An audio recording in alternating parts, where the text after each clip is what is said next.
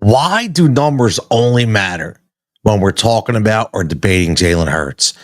And would you get the best player available for the Philadelphia Phillies, even if it means making Kyle Schwarber your best everyday left fielder for the rest of 2025? We're going to break it down right here tonight on this episode of Philly Sports Unfiltered.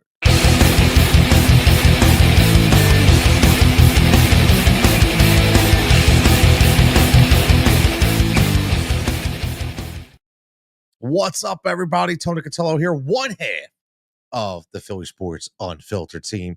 My man Tom's got a little hoarse going on in the voice. Probably does too much shit throughout the course of the week, so that's okay. We're going to roll a little solo tonight, have a little fun. As always, A2D Radio, make sure that you're liking, you're subscribing everywhere you get the streams from, podcasts, streams, YouTube, X, Instagram, Facebook. Come on, man. Do we really have to go through all these freaking platforms? We already know. We're going to get into it tonight, and we're going to talk a little Phillies, talk a little Eagles, because certain things have really bothered me about the debating of or Jalen Hurts when it comes to the national media and even the local media for that sake. But the question of the night, like we always have, right, is Kyle Schwarber. Can he be the everyday left fielder for the rest of the season 2025? Literally moving him back to left field, getting the best player available in free agency, or I should say free agency. I said trade deadline, right? Agree or disagree as always. Make sure you get involved. All social platforms. Let us know. Get in the comments, or I should say, let me know. Okay, let me know, and we can talk about it and discuss. Now, I just want to open this up with the Phillies because the question of the night is about Kyle Schwarber. And just so everybody understands kind of where I'm headed with this discussion is number one, I look at back when the Phillies weren't supposed to be World Series contenders, right? When the Phillies went into Houston, we were not even supposed to be there. That's that year,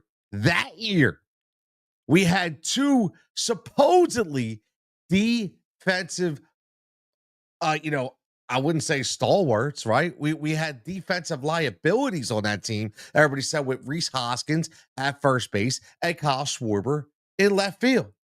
But somehow, some way, we made it to the World Series. Right? So we think about that. Somehow, some way, we made it to the World Series. So I think about that and I say, you know what? So why can't we do that again? Now, I'll tell you what, Kyle Schwarber, again, is probably in better shape now in 2025 than he was in 2023. And you mean to tell me that he can't play a serviceable left field if that means, listen, maybe it is Rhys Hoskins. I don't know, right? Maybe it is. I don't know. Maybe the whole thing is we bring in a first baseman and now Bryce Harper goes back to DH. Maybe Bryce Harper goes to right field and Nick Castellanos goes to DH. I don't know. All I know is what we need to do is number one, we need to keep our young players. And number two, we need to do what's best for this team. Okay? No more building later, but like what is best for this team right now? Well, man, why did David checking in? What's up, David? Now listen. He says, what's up, Tony La Russa? Unfortunately, be careful with that because I'm not an alcoholic and I'm not a crazy old man. So really hard. Please don't put that label on me, David. Please don't put that. I'm just kidding. All good. All love, man. I appreciate you checking in. But that's why I'm asking. Can Kyle Schwarber be the everyday left fielder for the rest of the season? I personally think it's a no-brainer. Looking at this team and looking at the optics of everything. My man Adam checking in. What's up, Adam? Adam, come on, man. Can Kyle Schwarber be the everyday left fielder for the rest of the year? I know you think he probably can. I do. I have no problem with it. And I don't understand why people do have a problem with it. We people, let's think about this. Think about the teams over the years. Think about the teams of the Philadelphia Phillies and think about where we were at one time with Pat Burrell in left field. You talk about a defensive liability, right? You talk about a defensive liability. That's a defensive liability. Pat Barrel. Okay, not Kyle Schwarber. And we're only talking about half the year. Okay, we have other fish to fry when it comes to defensive liabilities. I mean, one of them's playing shortstop right now in Trey Turner. We'll get into that discussion obviously another day. But I just look at this because if you pigeonhole yourself in the trade market and just say, I can only get this position, I can only get that position, you're going to miss out on players that, guess what, could probably help you more. So I think if you go in this with an open mind and say, guess what, for the rest of the year, we throw Kyle back in left field and then we pick up all the pieces afterwards, I think you have a better shot. Because without that, I don't think that shot's there. I really don't. Like, everybody needs to get out of this Mike Trout pipe dream. It's not happening. Okay? It's not happening. Way too much money is invested in Mike Trout. And he still has not proved the ability to stay healthy longer than like 20 games in a row for the last 5 years. And why you would think that's going to prove itself different now? Sorry. Can't do it. Adam says, I think he can play left field and get better if he plays every day. We put Harper in right field again? And that's the thing, Adam. I'm thinking of all these different scenarios, right? Because obviously the players that are available now are obviously going to change and they're going to become more abundant when it comes to the trade deadline. Okay, we get closer to the All-Star break and we get closer to July 15, July 20, and July 20. All of a sudden, that's going to be all different, right? You know, that's all going to be different. But you have to look at this realistically. And I don't think people are. I don't think people are. Like, I'll give you an example. Ryan, what's up, Ryan? Obviously part of the H2D family. And I appreciate the comment. Ryan says, I personally don't want another slow guy in the outfield. Okay. Explain to me who is going to be slower. Meaning, or I should say faster, because Kyle Schwarber, okay, you can't worry about center field, bro. Like, honestly, you already have speed. Whether you like it or not, you do have speed in center field, and I think that's going to change. So you're obviously talking about right field and left field. He's instantly a better outfielder than Nick Castellanos, and I love Nick. I do. But you want to talk about speed, that dude looks like he's running in cement. Okay, so Kyle Schwarber is a better option than that. And Adam, honestly, do we put Harper in right field? Maybe we do. Maybe we do. When we make Casty again, we throw Casty into the DH spot. You know, let's just say for all intents and purposes, let's go to easy layup right here. You bring back Rhys Hoskins. Okay, let's go. Let's go to easy layup, right? You bring back Rhys Hoskins and you throw Rhys Hoskins at first base. And you say, what we're going to do, we think we look better and we're better equipped if we put Rhys at first base, we put Bryce back in right field, we put Kyle in left field, okay? And then we have the DHs, Nick Castellanos. I think you instantly change the makeup of this team. Instantly. And it can't get any worse. I mean, people are acting like, this is what I don't understand. Like, all of a sudden, when did Max Kepler, okay, become a Hall of Fame left fielder? Like, I'm confused. Like, maybe I'm missing something here. But I've watched the same amount of games as everybody else, and I don't see nothing that jumps off the screen to me and says, holy shit, man, this guy, we cannot win without Max Kepler in left field. Like, this is what I don't understand what we're talking about, right? And listen, Ryan, I'm not saying that we're bringing back Rhys. It's just an example. It's an example of a guy that plays first base that's a power hitter. That's all I'm saying, right? And here we go. No way in hell his defense is atrocious. Okay. Did we get to the World Series in 2023? Did we lose because Rhys Hoskins couldn't play defense? See, this is the argument I go back with people all the time. Please explain it to me, Ryan. Break it down. Tell me why we lost in 2023. I don't think it's because Rhys Hoskins couldn't field a freaking ball. I don't think that's the reason. But people want to keep harping on that all the time. And his defense is unbelievable. Oh, okay. So is Trey Turner's. You ain't moving him, right? Nobody's moving him. So I don't, like, people are really, they're overblowing this defensive liability stat. Sorry, you really are. And think about this too. This whole thing with the Phillies dynamic right now. The problem is and always will be. I say this all the time, always will be that we again are looking at this the wrong way. We should not be worried about Bryson Stott. We should not be worried about Brandon Marsh. We shouldn't be worried about Rohan Rojas. Why are we worried about it? Because the other guys ain't friggin' producing. The guys we're paying hundreds and hundreds of millions of dollars. That's the problem. That's the problem. We cannot keep nitpicking at the younger guys who aren't expected to carry this team. And the only reason why we're doing it is because the other guys aren't producing. Right? The other guys aren't producing. You want to talk about liability? I love the guy to death as a catcher, but holy shit, is JT Realmuto a liability at the plate? He's a complete liability at the plate. Alec Boehm is a liability at the plate. But guess what? Alec Boehm doesn't have to carry this friggin' team. This team is going to win or lose with the guys. Bryce Harper, Kyle Schwarber, Trey Turner. Okay? Even for the most part, Nick Castellanos, who had an MVP kind of playoffs last year. Okay. So these are the guys that you're going to win with and the unbelievable pitching staff that you have assembled. That's what you're going to win with. So guess what? If the pitchers fail you, okay, and your number one guys, your $200 million guys fail you, well, then guess what? You're never going to win anyway. You're not. So this is what the people are getting fixated on this town. This is what's really freaking bothering me, man. Really is. Vegas says at least your own isn't stingy like my Pirates. Yo, Vegas, I told you, bro. Like honestly, like I'm hoping they flip the script on everybody. Like I'm hoping all of a sudden, I don't know if they smoke a good bowl one night or they get around and they drink some good Jack Daniels, whatever it is. I just hope that they say, you know what, we're going to flip the script in Pittsburgh. We're going to pay Paul Skeens. And we're going to pay Brian Hayes. We're going to pay O'Neill Cruz. And we're going to say, you know what, we're building this goddamn thing out here in Pittsburgh. I know it's not going to happen, but I just wish it would. I really do.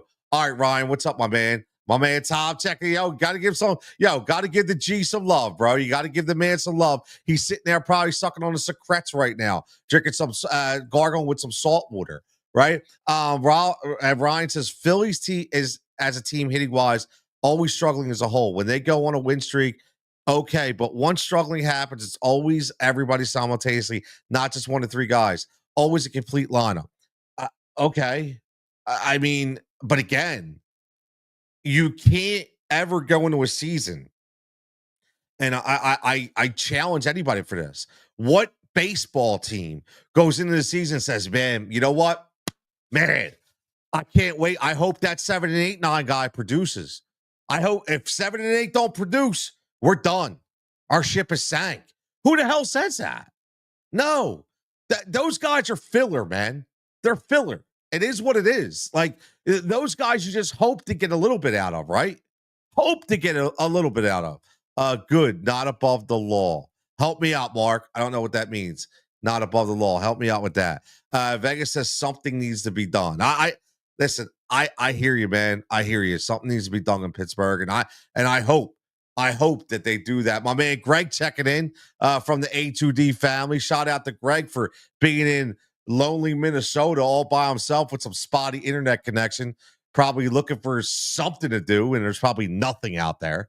So shout out for Greg for checking in. But listen, Kyle Schwarber, man, like honest to God, this is my plan. My plan is saying, you know what? Let's keep these younger guys. Let's get a guy. I don't care where he plays. I don't care, wherever it is, and we make him a DH and put Kyle Schwarber back in left field. I'm done. I'm done with the whole Max Kepler. Maybe he hits, maybe you don't, maybe he throws, maybe he don't. It's over, man. Just get over it. Weston Wilson can't play out there. It's over. It's done. Forget about it, right? Forget about it. Simple. So for me, for my money, everyday left fielder, rest of the season, Kyle Schwarber. Hashtag agree. And remember, wherever you're watching this stream at, you better hit that like and subscribe, man. You better keep coming back. Now, let me flip the script a little bit here. I want to get this Eagles discussion going for a second. And it's, again, I apologize if it seems repetitive, but I'm going to tell you this argument's not repetitive, okay? I know I may not be unfiltered like Bill Calarulo and Ricky Bowe, who at 97.5, that name seems kind of synonymous, right? However, what I will ask, okay, is why do numbers only matter when we debate Jalen Hurts? Why do they only matter for Jalen? That's what I need to know. Why? And nobody knows that answer, right? Nobody. I don't know it because I don't care if I turn on the radio. I don't care if I turn on Sirius. I don't care if I turn on YouTube. I don't care if I turn on YouTube TV. I don't care what show I watch. No matter what analyst breaks down Jalen Hurts, numbers always come into play. However, when we break down Pat Mahomes, when we break down Justin Herbert, when we break down all these guys, and they have bad numbers, there's always an excuse behind it. We let it go, right? Well, Pat Mahomes in the Super Bowl only had an 87.5, rating. Oh, well, that's just he had a bad game. But we know what Patrick Mahomes is. Jalen Hurts had Jalen Hurts had an 87.5. He doesn't know how to throw the ball. He can't hit open receivers. He can't run an offense. He doesn't. Oh, he had a 105.7 QBR. Oh, you know what that must be? That's because he has a hell of an offensive line. That's because he has Saquon Barkley. Am I missing something? Did Patrick Mahomes not have a great, tremendous offensive line? Did he not have a Hall of Fame tight end? Did he not have Cheetah and Tyreek Hill at one time? Tyrone Hill, holy shit. Imagine if Tyrone Hill from the Sixers played. But no, seriously though, all kidding aside, did he not have some stellar running backs in the backfield at one time? But we never, ever make the excuse when it comes to other guys, right? I can't see it. I don't understand it. And I'll never understand it. I won't really understand it. My man Ryan checking in says, Tony, I could care less if Hurts never hits 260 per game. I just want him to get 230, 240 yards per game, especially with this great core.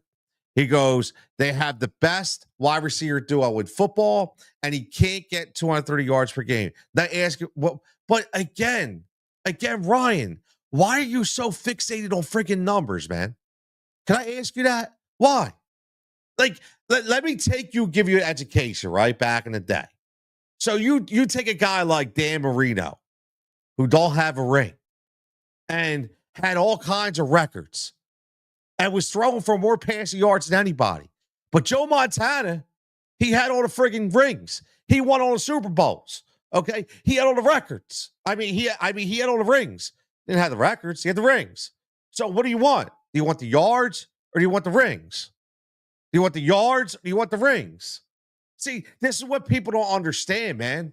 This is what they don't understand. Everybody's so fixated on fantasy friggin' football stats, man. Like Jalen only threw for 200. Who the hell cares? I don't understand it. Like this, as you see, it angers me to a certain point. I don't get it. I don't get it. And it really pisses me off because everybody, again, they're consistently backing everybody else up all the time when it comes to numbers, except Jalen. And when I say numbers, the negative numbers, right? My man John checking in. Thank you. Phillip Rivers would light it up. The man of many kids, Phillip Rivers, right? The old man Rivers is still having kids. But guess what? What did he win? How many rings did Phillip Rivers win? 0. But he threw up stats. Right. He might have got 200 yards a game, right? But what did that get him? We have a quarterback in this town.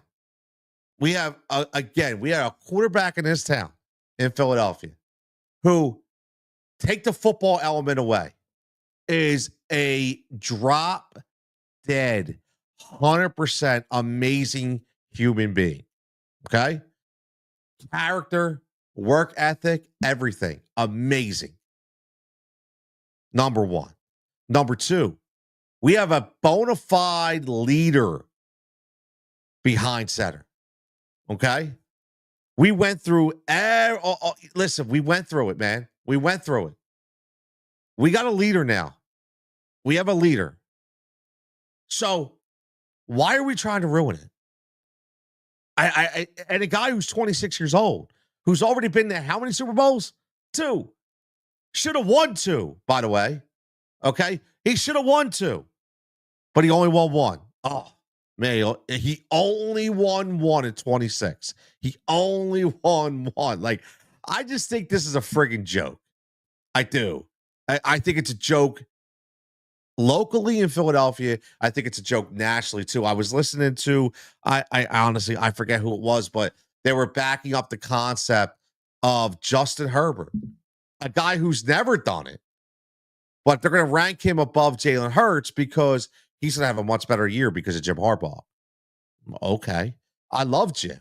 I think Jim is a quiet quarterback whisperer. Jim did wonderful things for Kyle Kaepernick. Whether you want to talk about him or not, I don't care. Doesn't matter. He did what he did, right? He brought him to life. But again, we have a guy who's done it. I don't understand. Ryan says, sorry, my phone keeps going. He says, Tony, what if it gets them not having great was all right. I gotta decipher this.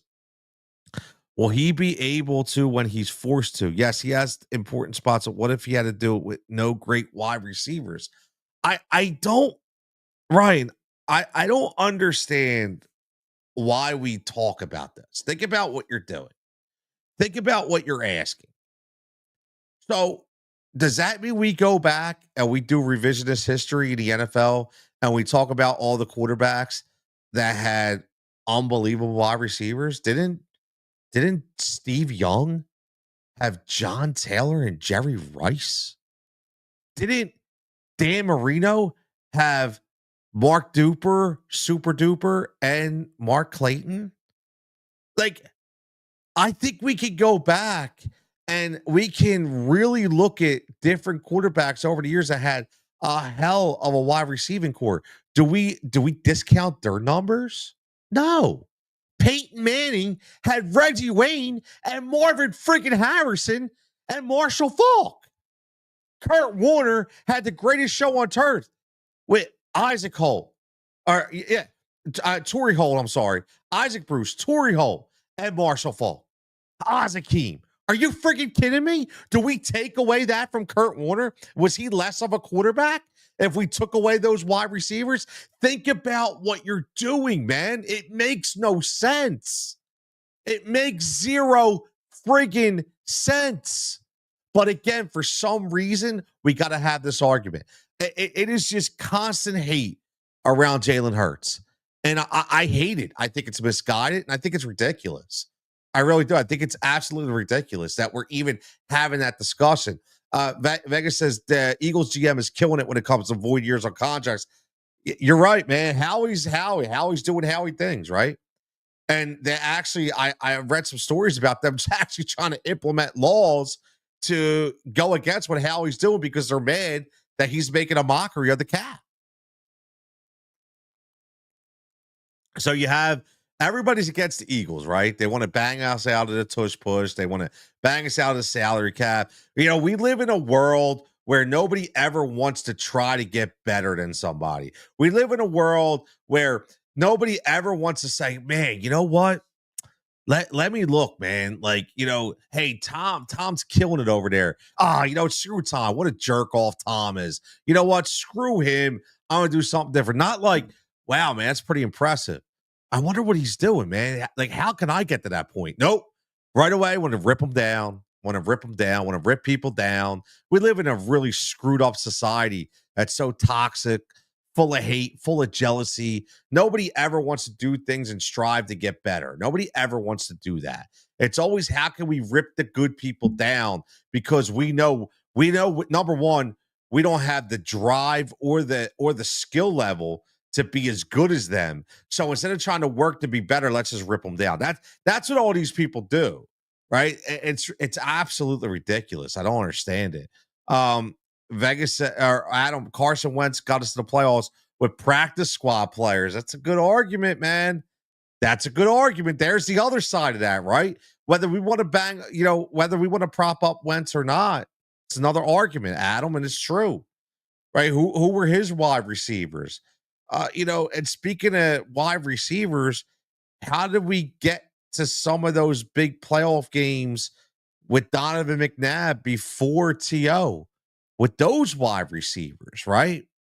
So it does work the other way as well. I don't I again, I don't understand. I don't get it.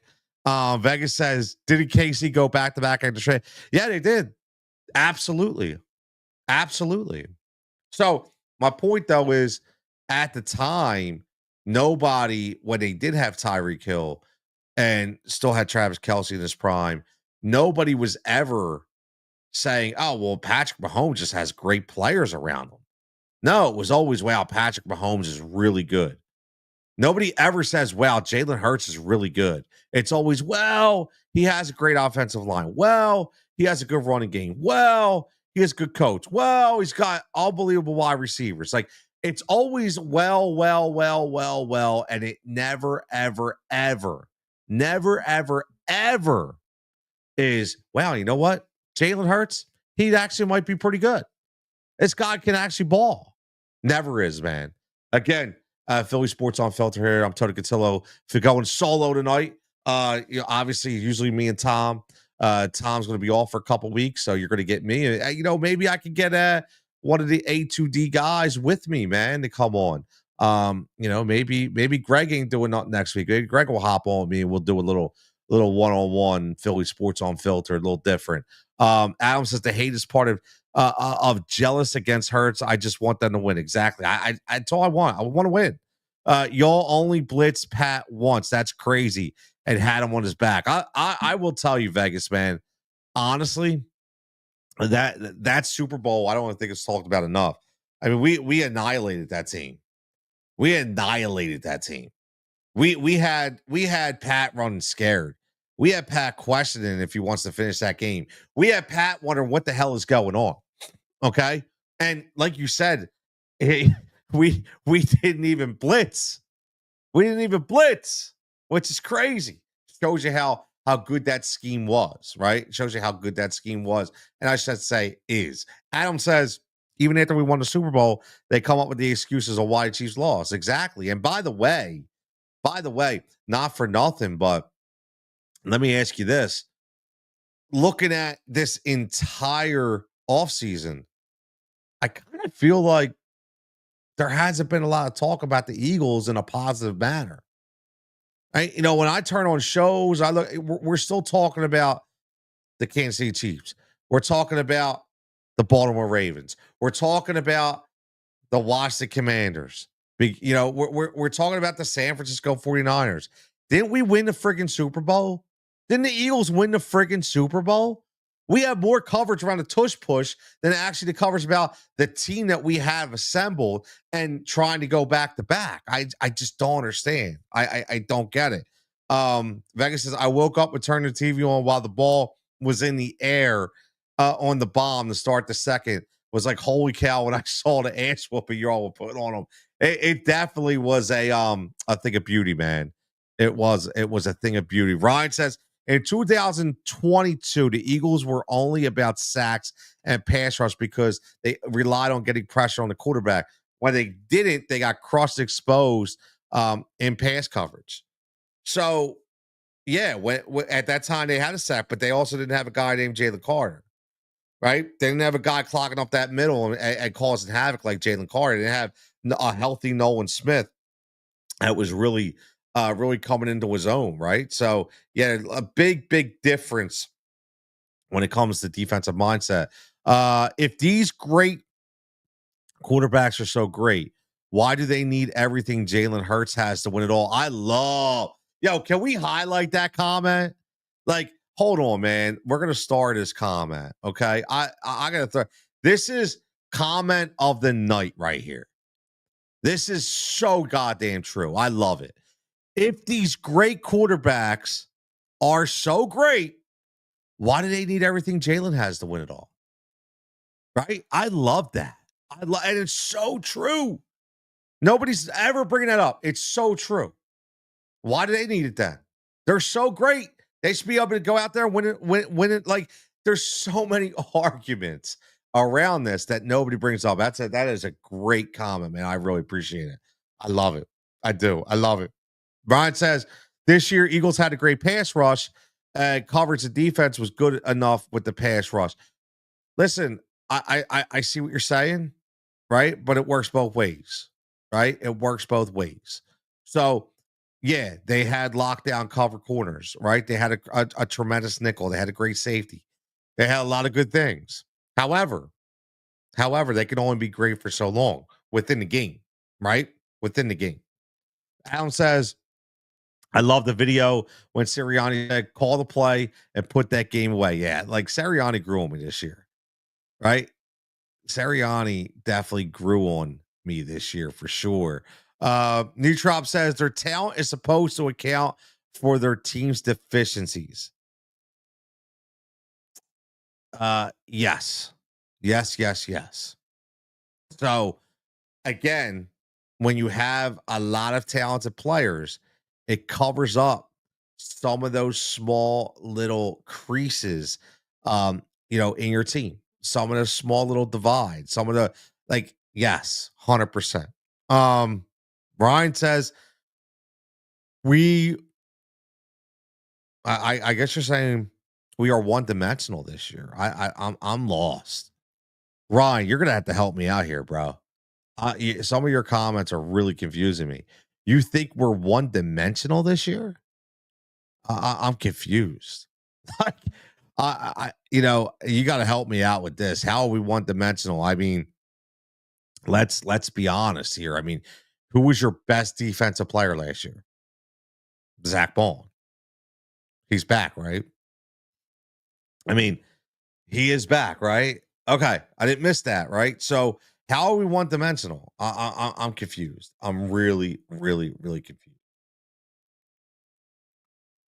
All I know is we have a team that should be able to compete and get to this game the next 2 to 3 years. It is that good, and the assets that we have for the draft can easily be used to acquire anybody right now. If we so feel fit, like I keep saying this, and I'm going to continue to say it. Like I'd be all over Trey Hendrickson right now. I can't believe there's not enough talk about it. He's a difference maker. He's a guy comes in something to prove, just wants to get paid what he's worth. And we have the assets to do it. So I think, excuse me, I think something like that. Honestly, I think something like that works. Nitrop says, does he mean the offense is one dimensional for the great run game and the pass offense being ranked 29th? Maybe. I mean, I guess, but you're always going to run to your strengths, right? So again, if we're all talking about this tremendous Hall of Fame offensive line and this great scheme that we have with Saquon and who's playing like the best running back in football, why wouldn't we run the I mean, I don't understand. Like these things boggle my mind. I think these people are really reaching, man. Vegas says, looks like Ryan said you weren't one dimensional, but he had a tight. Oh, okay. Weren't one dimensional this year. Yeah. Oh, I see. Okay. Yeah. I mean, like we were, yeah, but maybe we say, weren't we one dimensional this year? I, I mean, I don't, maybe, but I don't know why that friggin' matters. Like, I don't, we won the friggin' Super Bowl. We won the Super Bowl. Like, we have a big unveiling of a flag, of a banner. We won the friggin' Super Bowl. Why the hell are we worried about any of this? Why? Don't understand it. Like, we literally can't have nice things in this town. We can't. We can't have nice things in this town. Like, it's ridiculous. Honestly, it's ridiculous. Vegas, I did not go to the parade. And I will be frank with you that I didn't go to the Phillies parade. I didn't go to the previous Eagles parade. I'm a person who doesn't like to deal with a bunch of shit, man. Like honestly, meaning like travel, parking, big crowd. Like I listen. I'm 47 years old. I'm just tired. Like I'm tired of that. So for me, when they're gonna cover the thing live, I'm gonna sit on my deck. I'm gonna sit in my house. I'm gonna put my feet up. I'm gonna crack open a couple drinks, and I'm gonna watch it on my big screen, and I'm gonna love every minute of it. I'm good. I'm good. The for the Phillies, I mean for the first one for the Eagles, I took my boys to a watch party. We went to a really good actually, it was to McGurk's. We went to McGurk's, who had in Horsham, had a great watch party. They had a lot of they had a DJ, they had a lot of giveaways, had a lot of specials, and I got to spend a whole day with my boys, and they enjoyed it. And I was like, I didn't have to fight traffic. I didn't have to go on 95 and worry about I was going to get stuck and was I ever going to be able to get out of there? Do I have to find somewhere to park and walk 35 blocks? Do I got to wear it depends because I can't find nowhere to piss? Like, screw that. Like, I don't care how great of a moment it is to some people. If it is for you, great. But for me, I'm good. I'm good, man. Like, seriously, I'm good. I would, watching the game, good enough for me. I'm good. Seriously. But yeah, man, listen, before I get out of here, let me just say again, we won the Super Bowl. We should have two Super Bowls with Jalen Hurts, but we have one. And no matter how hard the schedule is, no matter what happens, we're going to be in contention for another one. We are. We'll be in contention for another one. So again, let's just bask in the glory that we are the team that everybody's looking at. We are the team that people want to talk about and people want to hate on. Listen, just like in the radio business and the media business, the stream business, right? Nobody's talking about you. You're not doing something good, right? If people talk about you, you're doing the shit right, which means number one, they're jealous. Number two, they want to try to rip you down because they know they can't be powerful enough to hold a candle up to your ass, right? Neutron says, I want to just go back featuring AJ and Devontae. I love Saquon. He had his moment. I disagree with that. I disagree with that. This team will always be predicated on using the run to set up the pass. It used to be the opposite, right? It used to be the opposite. Now, remember when it was the opposite, we used to do the pass to set up the run. Everybody bitched and complained and said we throw the ball too much. You see what I'm saying? Like, you see what I'm saying? Like, we can't just enjoy.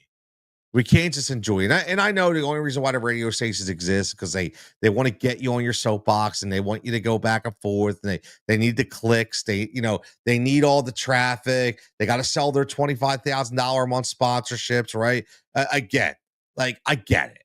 All right. But everybody that buys into it, shame on you, man.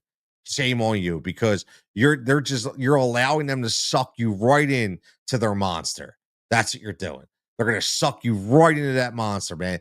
Just take a couple deep breaths. And honestly, take a couple deep breaths and just say, we could always be Cleveland. We could always be Cincinnati. And what I mean by Cincinnati is we could always be, except for 2022, right? We could always be the team that never gets to where they need to go. We could always be the team that everybody's talking about because they don't want to pay anybody, right? So let's just worry about being the Super Bowl champions for once. Can we do that? Right? Can we do that? Only because I want to brag about my quarterback and not get laughed at. He needs those shorts. I like that. I like that comeback. I do. I do. The Browns didn't try to tag and still went 0-16, man. If you're a Browns fan, goddamn, do I feel sorry, man. I feel sorry for you, man. It's bad. Adam says Hunter Brody doing great work on talking about the Phillies. Listen, Adam, you know me. You know I'm a Hunter guy. So Hunter's been doing it for a while. He's finally starting to get the recognition. And Hunter's Hunter, man. Whether you like him or not, Hunter's Hunter. So yeah, he does he does a really good job. He does. Me and him talk often. So he does a good job. Really does. And he worked his ass off to get to this spot. So, a lot of people should look at that and be like, wow, okay, that's what it's all about. That's if you want that kind of career. Who knows? And not everybody wants it, right? Not everybody wants it. But I know what I want. I want to go grab a drink and I'm gonna hit the bed. So, because I'm old and I gotta get up early. But but anyway, listen, as always. Everybody checking in. Fantastic. We got 40 minutes. I thought I was going to go 30, 40 minutes solo, taking one for the team. My man Tom, hope he gets better. I'm sure he will. Like I said, I'll suck on some secrets, drink some, gargle with some salt water, and I'm sure I'll be okay. And then next week, I'll either be solo here, or maybe I can get my man Greg on with me as well, which would be fantastic. But again, everybody with the A2D family, I appreciate it. And again, make sure you like and subscribe, man, because I could say this on Thursday nights. This is where you're going to find me and Tom. We talked about this for a long time, and just trying to build this A2D radio brand, which is already on the brink of being an actual monster, man. So my man Etrop, thank you, brother. I appreciate it. There's a sub. I appreciate it. And listen, and if A2D has a wonderful variety of shows, man. Flyers, Sixers, obviously their Wednesday night show, their Sunday night show, and then obviously you can find myself over on the Tony Cutillo show. I have my own YouTube page over there. Well, you're actually simulcasting this right now in partnership with A2D Radio. So you can check that out as well. A lot of different things I like to touch on, different, not just Philly, national things, national topics, things of that nature. But all in all, man, everybody within this circle, really good people, really good minds. And just remember, man, you don't have to turn on the dial to get good content, good discussion, and good debates. Give everything a chance. Okay. Just give everything a chance. It's all we say. Just give everything a chance, because we'd love to see everybody back here for the next one. So, as always, everybody stay safe, stay healthy. I am Tony Cutillo. Thanks for checking us out right here, Philly Sports Unfiltered on A2D Radio. And again, make sure you're tuned in. I know be a lot of good shows coming up, and we'll be back here next Thursday night. Everybody, talk to you soon. Peace.